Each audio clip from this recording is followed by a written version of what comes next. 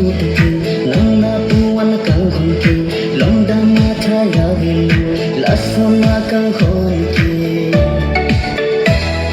singve karong chiputaki nang puan kang honki longda matha yavilu lasama kang honki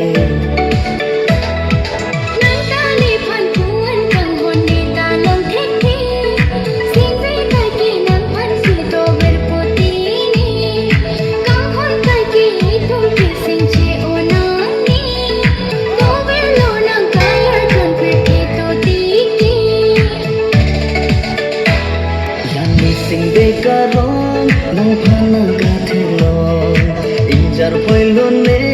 okang honang losi doa masine thekhe nang phanche tonglong lete missing de karong ave